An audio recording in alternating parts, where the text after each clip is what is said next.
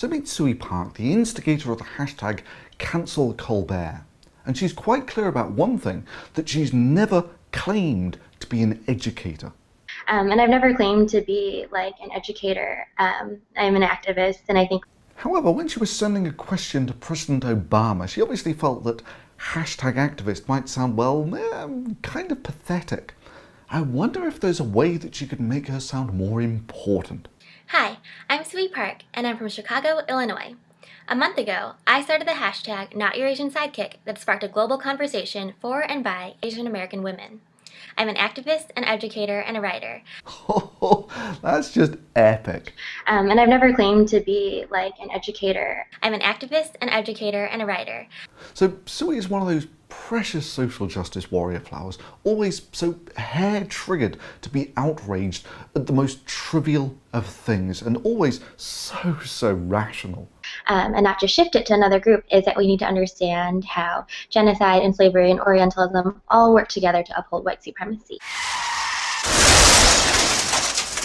Understand how genocide and slavery and Orientalism all work together to uphold white supremacy. Right. And so it's really kind of the way that I understand my work, which is why a lot of my work isn't essentially with these mainstream Asian American activist groups. Not Your Asian Sidekick was actually not a call for Asian American visibility, for Asian American celebration. It was actually a call to not be a sidekick to white supremacy. Oh yeah, there's a great market out there for the professional victims, giving keynote talks at places like Purdue University about their first world problems and getting their articles into places like Time magazine.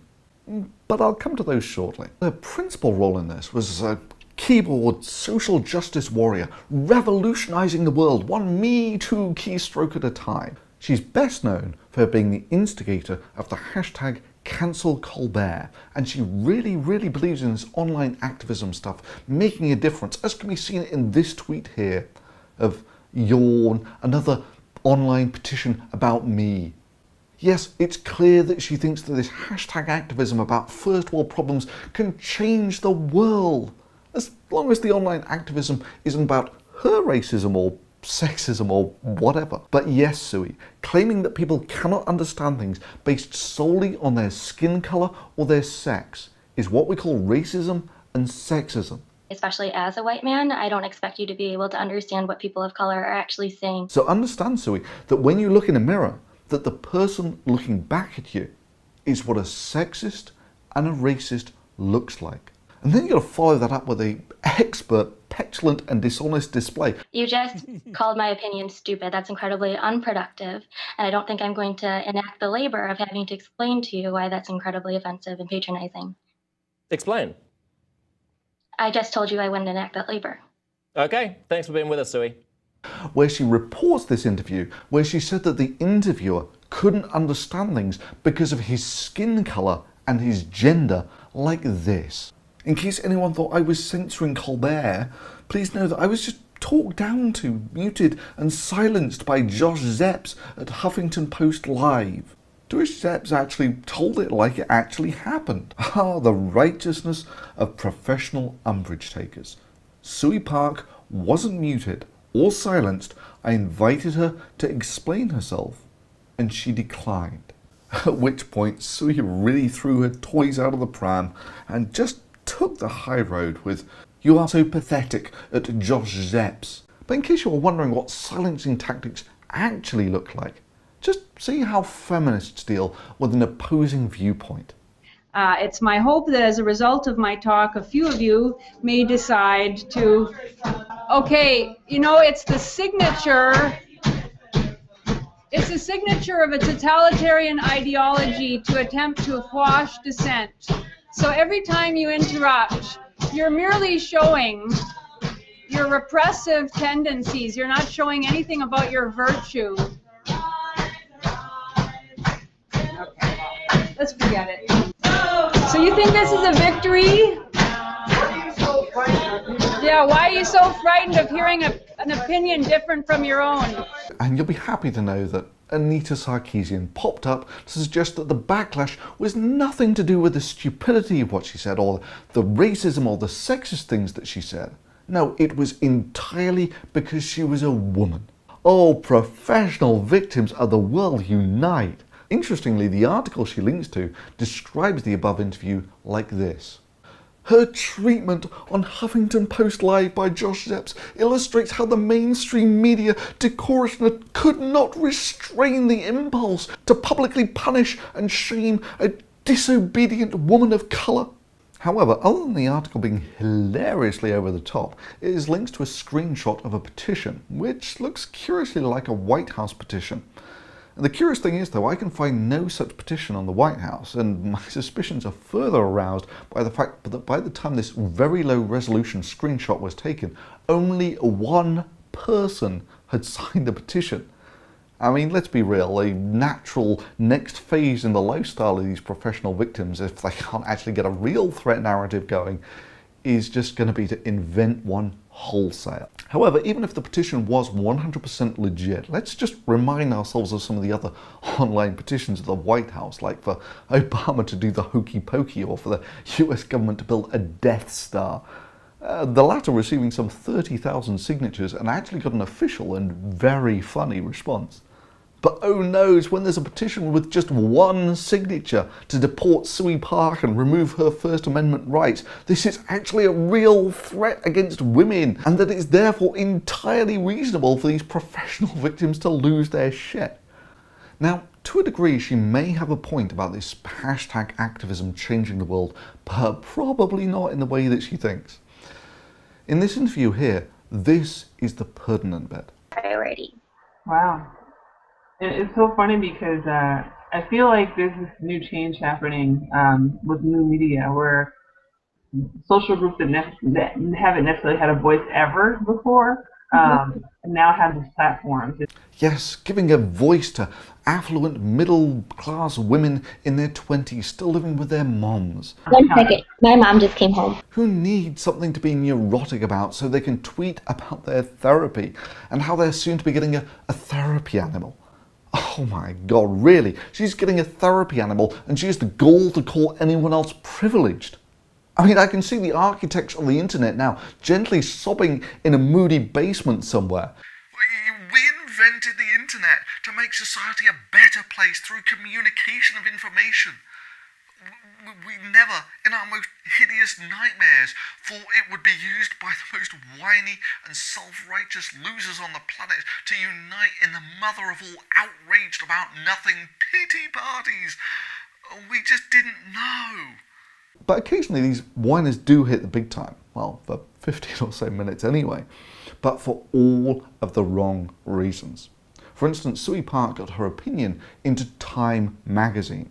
An interesting article to be sure, especially if you do a word analysis on it and you find that the most used word in the entire article is white, followed in second place by racism, satire and racist, and in third place with you people anti-liberals. But maybe the star sentence in the whole thing is, these white liberals are not mad that we pointed out racism, they are mad that they now have to consider the ways in which they may be racist.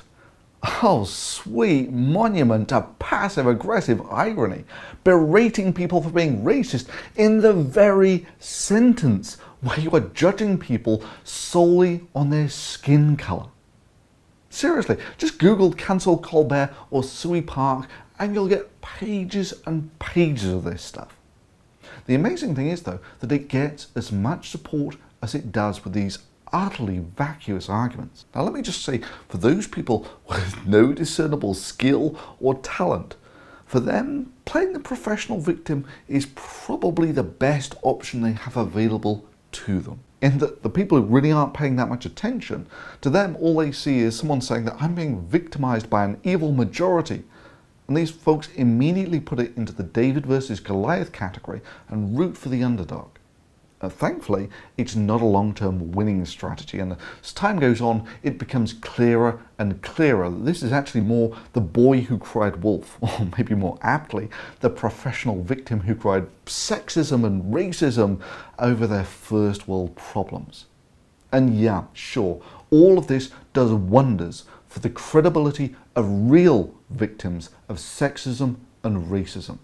But the vapidity of these morons, I mean, they think that this is a good argument for sexism. Men occupying the highest ranks in virtually every industry in the world. But then just immediately gloss over the fact that men also make up 90% of the prison population. I mean, I guess that just must mean that the entire criminal justice system is sexist against men. I mean, how else could you explain it?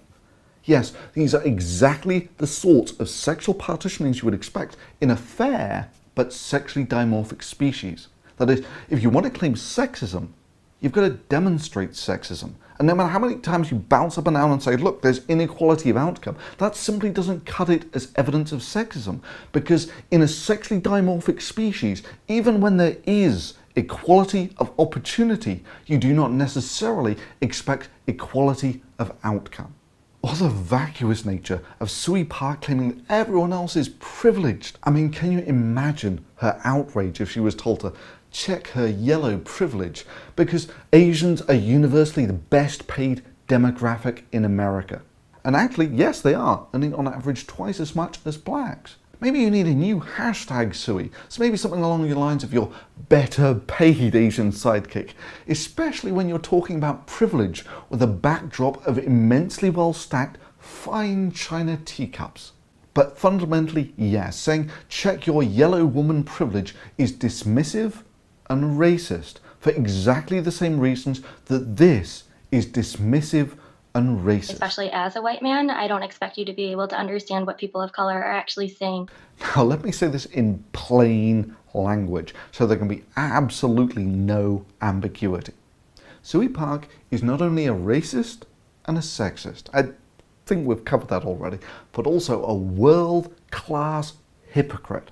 I mean, we've already seen how she dismisses other people's online activity as yawn, but thinks that her hashtag activism is going to change the world. In her own words, this is not reform, this is revolution.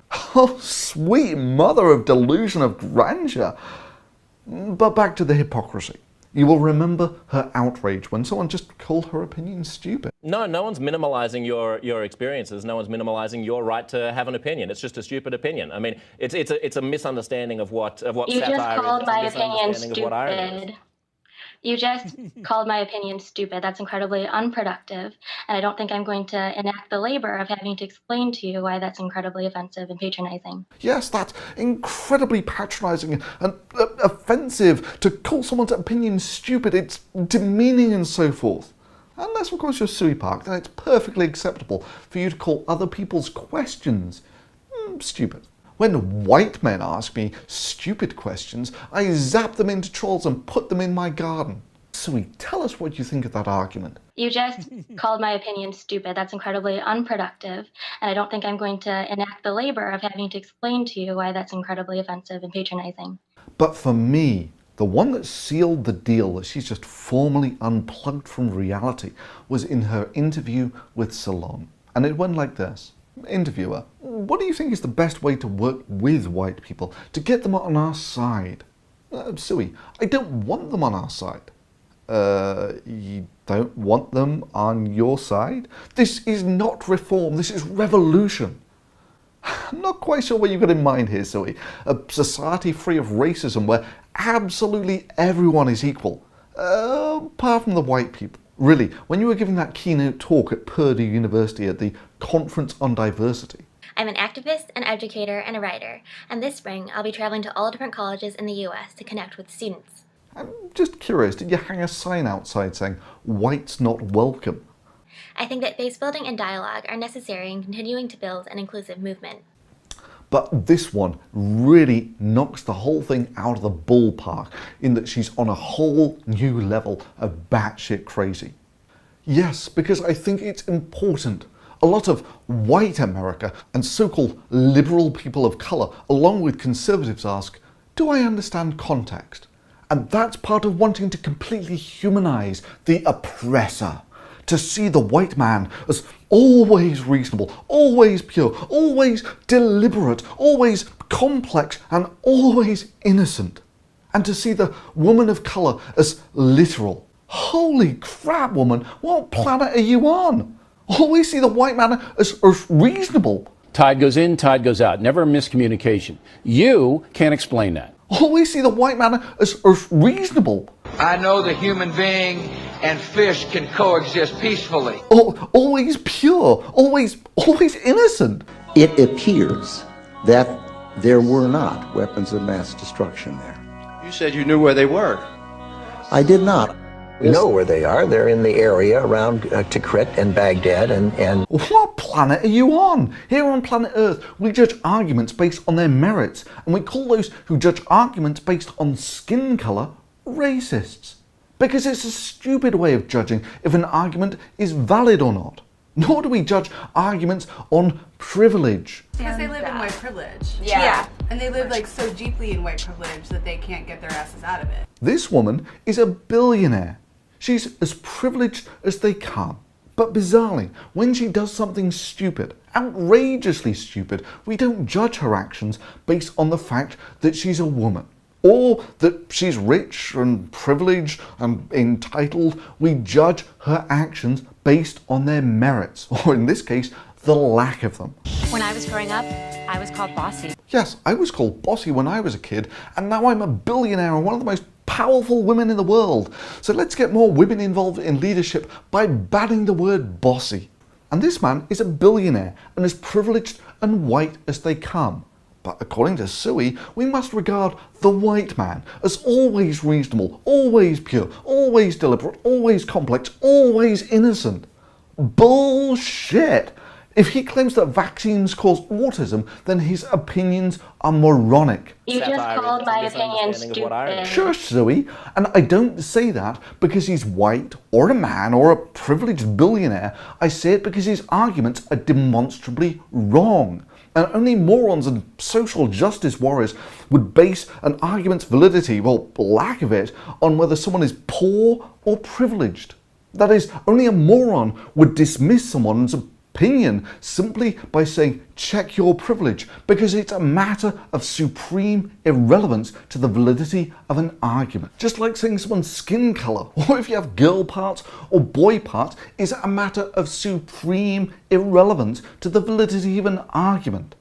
But for Suey, it's of almost nuclear facepalm proportions, and they are supposedly trying to end racism in a revolution in which white people will not be welcome.